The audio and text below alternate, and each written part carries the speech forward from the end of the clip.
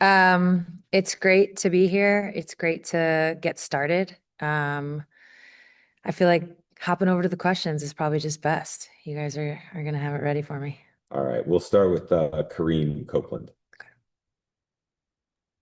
Hey, Sue, how are you? Thanks for doing this. Of course, how are you? Good. Quickie, 10 newcomers, really young group of people here at their first senior national camp. I'm curious, what do you want to see from them? What do you want from them to take from this experience, knowing they're not all going to make it this round, but this will be a large crux of the future of this team looking farther down the road? Yeah, I mean, I think what we're all hopeful for this first camp is really having it be a tone setter, right? Like, what is it to wear, USA on your chest? What is it to play for this team? What is it to play against other countries and their best? And what those moments are like, whether it's a World Cup qualifier, which we'll get to in March, or, hopefully the gold medal game of a big competition. I think you have to set the tone on day one. Of course, there's a whole other aspect. And by the way, with the tone setting, I'll just elaborate a little bit more. The aggressiveness which we want to play, how hard we want to play. But then there's also an aspect of this is Kara's first camp. This is the first time everybody's together. And you also want to have a sense of clarity on, what identity, we'll use identity, what our identity is going to be, right? And that kind of comes down to the details. How do we want our offense to run? How do we want our defense to run? With the mindset of being open-minded, because depending on who does make final rosters can obviously dictate some of that as well. So there's a lot of moving parts. That's always how it is for USA basketball and lead ups. And I think, to circle back on your question for the young players, it's just a great opportunity to get their first feel, to get their first taste. And the other beautiful part about USA basketball, this is when the veterans really come alive, right? This is when they can be a huge part of setting that tone, not just the coaches. But those vets, I mean, they've been there, they know what it's like. And with the way that they act, maybe with the way that they can be vocal, they're going to teach the younger players. Cool. Thank you. Okay. We will go to Sabrina Merchant from the Athletic. Hey Stu, thanks again for doing this. You mentioned everyone's here together, but just looking at the roster, there's obviously a lot of players who potentially would be in consideration for the World Cup who aren't at camp right now. And I'm wondering, like, the men's side has had some issues getting players to show up for off years. Is that something that like has trickled over to the women's side, or just individual concerns, or how do you sort of envision getting everyone to still commit to camp, as often as they always have? Yeah. I think the situation here was we sent out a lot of invites, and these were the players that were able to come. I understand in the landscape of women's basketball, which is ever changing, off-season opportunities are ever changing. I think you got to be a little more strategic with when you have camps, when you don't, best practice, best timing. I don't think any player that you might think would have been here, not being here, has larger meaning. You just try to get the camps in when you can and get as many people together as you can. And again, that's really been, the situation for so long. That's why we try to get multiple camps in throughout a year. Because you want everybody to get like a taste of it so you can have carryover, right? So by the time you do get to a World Cup, people will have been involved at some point to have, again, that feel for it. But listen, I don't foresee it being, to use your words, similar to the men. That hasn't been my experience in the past. It's not even my experience right now. Thanks.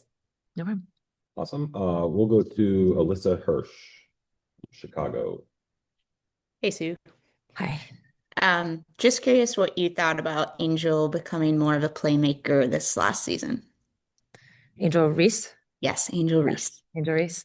Yeah, I love it. I think, in the world of women's basketball in general, I think we're seeing a lot of different players are playing. How do I say this? Like, I think we're seeing a lot of different players kind of expand what their position can do, right? Whether it's a post player being able to initiate an offense, whether it's guards who can use post play to their advantage. I think that's just like the modern game that we're seeing.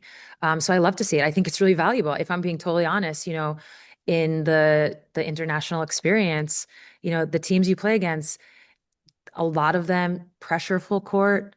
If you go watch the gold medal game from Paris, very physical with the guards. So anytime you can have players on the court that can do multiple things, it's so advantageous to your whole group. So to see, a player like Angel putting that in her package, I guess, I think that's great. It's great for her. It's great for us. I think it's great for her in whatever league she plays in. Thank you. Playing it. We'll go to Tia Reed, USA Basketball Writing Program. Hi, Sue. My question is just in terms of when you were going through the list of players to invite, especially the newcomers, what were some of the things that you were looking for from them that made you want to send the invite out to them? There wasn't a specific thing, I think you really are just looking at talented players. And this, the US has generally had kind of like the opposite problem, which is we have so many. We have a wealth of skill, a wealth of talent. So it wasn't about cutting a list down based on a certain criteria. No, it was like, this is a new cycle. We have a lot of newness. And so you just want to get as many people in as possible to give them a chance to showcase themselves. But like I said earlier, who can compete together as well. So kind of balancing that. But it really was, it wasn't so hard. It was just like, oh, let's invite everybody. Next, let's go to Shelby Swanson with the News and Observer. Hey, thanks so much for taking the time to do this. Apologies for my voice in advance. Oh, hold up. Give me a second. I was curious, and I can type this too if you need me to type it. Just what have you seen from Caitlin Clark? She's battling back from that injury, and just what has impressed you the most with how, she's carried herself through this process? Well, we haven't started practice yet. So what do you just mean, like in general? Just in general, from what you've been able to just observe. Outside looking in, yeah. Thank you. Yeah, I think the first thing that came to mind was just, and this really goes for the entire Indiana Fever roster, because they had so many injuries. They really did a great job of staying engaged with their season. I can really only imagine for a player like Caitlin, you come off your college season, epic. You go straight to your WNBA season. You finish a first teamer. You have this long off season where you probably can't wait to get back on the court, only to have like a couple of injuries, sideline or the ins and the outs, and then eventually being completely out. That is a challenge for a player. That's a challenge, of course, physically. That is a challenge mentally to not be able to be on the court, especially with the long off season. So I thought what was most impressive was just the way she stayed engaged. You could see it, whether you're watching them on TV or you're catching something on social media, you could see that she was very engaged. So I think that really shows her maturity. I haven't seen her work out or anything like that in the off season, so I don't really have specifics on that. But yeah, I think that really speaks to her maturity. All right, we'll go to Mitchell Northam next. Hey Sue, I was wondering, just you said you sent out a lot of invites and looking at the roster that's going to be in Durham this weekend. Why was it important for y'all to have JuJu Watkins in this environment, knowing that, she is not able to really practice or play or participate in drills right now, still recovering. What kind of, I guess, message are you trying to send to her, or what are you trying to expose her to? I think it's more about the exposure. Honestly, it's kind of segues nice off the Caitlin Clark comment, which is even when you're just around a team, it's helpful. Like something is building, something is happening there. So I think it's great for JuJu, who's obviously incredibly talented, still has a couple years in college. I know she wants to finish that off right. But to get her kind of used to what the national team is, right? Used to being around these players. And then of course, used to being around the coaching staff. So of course, wishing her the best in her recovery, all those good things. But you never know. People learn by osmosis a lot. And so just to have her in the environment, why not? Yeah, thank you. Okay. Let's go to Jackie Powell. Hi, Sue. Thanks so much for taking the time. I'm just curious, what went into how you selected Kara's assistants? I think it's Nate, it's Natalie Nakase, and Stephanie White. Yeah, so they're technically court coaches. I'm getting used to all the lingo also. And it's really, the assistants don't get picked or like officially chosen until much closer to the World Cup. So there's a lot of time, a lot of buildup. Some of it is, if you look at past coaching staffs, there's been a mix of WNBA and college. Obviously, this camp is in December. You're not going to get college coaches. That's like likely not going to happen.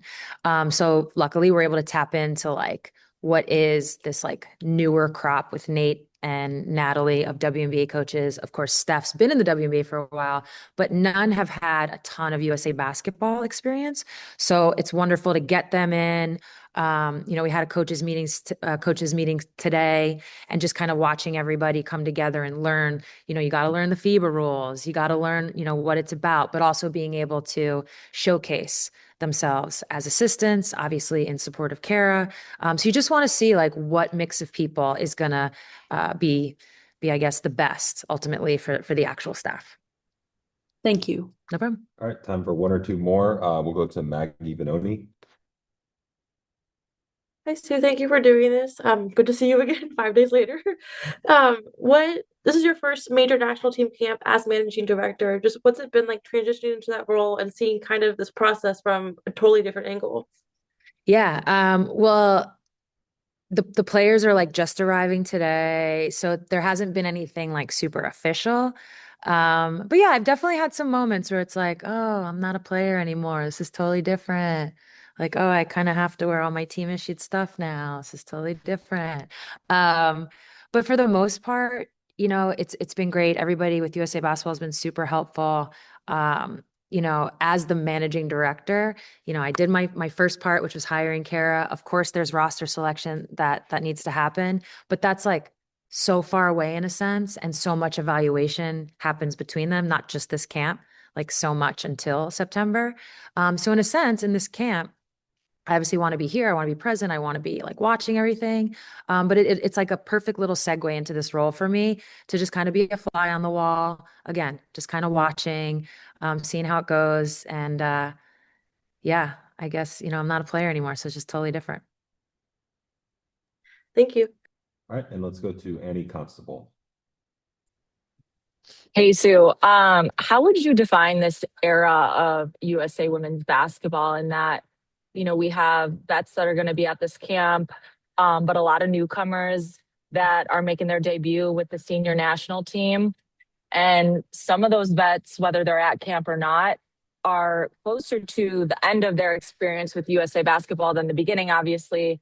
And so it feels transitional, but I'm just curious how you would define it. How would I define it? Something that definitely stuck out to me as I was just kind of like thinking and looking was for a really long time, our vets on the team were in the guard spots. Mm-hmm. And now if you look at, the past Olympic team, you've got Asia, you've got Nafisa, you've got Mm-hmm. Stewie, and they're kind of going to be like, Yeah. they're gonna have the most gold medals. You know what I'm saying?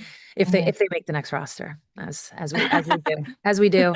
So it's interesting, and I know they're not at this camp, but it's interesting. I was thinking back, it's like that hasn't happened in a while. I think the last time Yeah. that happened was maybe like the Lisa Leslie kind of years where she was always like a vet, but she always had Dawn. So that stuck out to me the other day when I was thinking. But otherwise, it's like all the cycles kind of have their own kind of like transition period. I think Mm-hmm. there's some that are a little more glaring than others, but they all have elements of that where you want to have people who have been there, of course, but you also need to like keep the pipeline going with the younger players and get them experience. That balance is always existing. It's just sometimes it looks a little different. So we'll see how Mm-hmm. this one shapes up. But I definitely noticed, I was like, oh man, all of our post players have the most gold medals. It's been a while since that's happened. I appreciate it. Thanks, Sue.